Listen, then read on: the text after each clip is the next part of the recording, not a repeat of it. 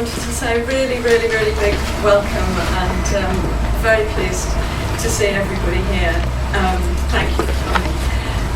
And I also wanted to say a big thank you to Tom for hosting the evening. Tom is somebody that I met as one of the most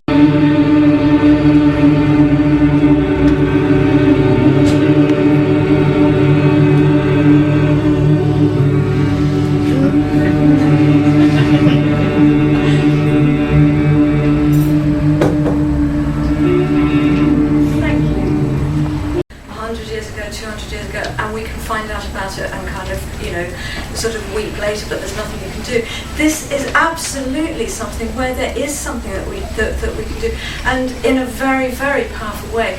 We are the ones who can. It's happening in our lifetime. It's happening on our watch, as as citizens, as human beings. And so I want to say, please look at the material they've got. They've got a very good music reverberating in our individual bodies. We sing. This is a vital part of our humanity. It is embodied empathy. We humane humans hum. Scientists now believe that we sang before we spoke, but it is an exquisite idea that actually communication came first in music, in perhaps consolation, in anger, in lullaby.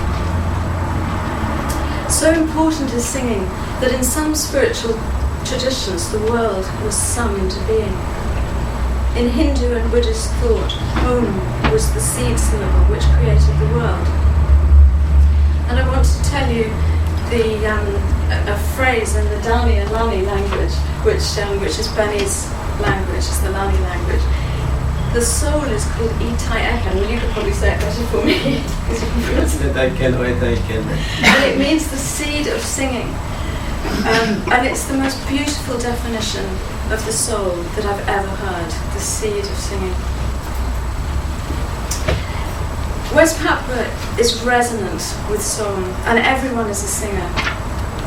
When I visited West Papua for that book that I was writing, I spent weeks crossing part of the highlands with local people who sang day and night, singing to the mountain.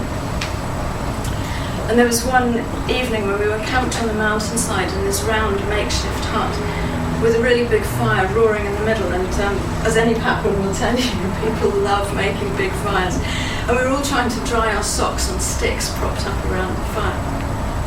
But it wasn't really a case of drying them, it was a case of making them a little less wet. And the guys I was with started singing their way into the soul. And they sing songs of freedom.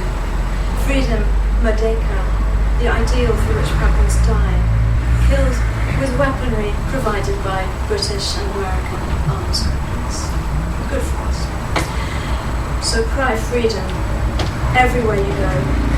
People will say they are freedom fighters, men, women and children. And it's a dream of freedom which perhaps will only be made a reality when the international community finally shifts itself to action after years of indifference. But why the reluctance? Because Papua is cursed with resources, and international corporations are making a killing, all puns intended. The world's largest gold mine and its third largest copper mine are in West Papua. Freeport, they call it, this mountain of wealth. And for the local Amongme people, the mountain is the mother. One man said to me, we see our mother as ourselves, and if they destroy our mother, they destroy us.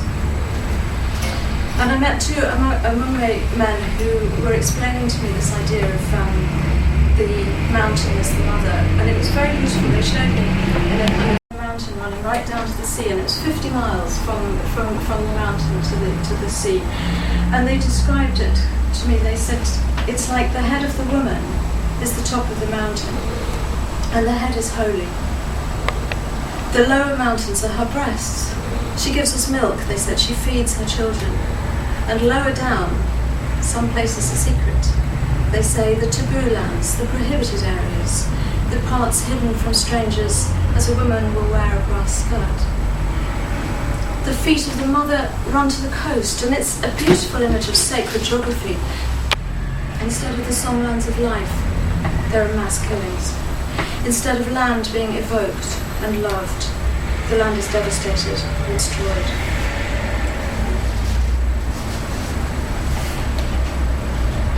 In 1978, an anthropologist turned musician, Arnold Dapp, formed a band called Nambisak, which means shining bird. And they played music from many Papuan tribes and cultures, played songs for the morning star, the flag, which is the symbol of freedom in West Papua. They played songs opposing the mining of their sacred land, played songs of the ancestors. His motto, Arnold Dapp's motto, was to sing for life, yesterday, today, and tomorrow. They became phenomenally popular. Their music was adored and played on radio stations in towns and on boomboxes in the tiniest of villages. And so popular was he, other political assassinations and to human rights abuses in East Timor and West Papua, and is today being funded by Barack Obama. So Arnold Dapp was murdered, and his corpse, together with another band member, Eddie Mofu, were washed up on a beach.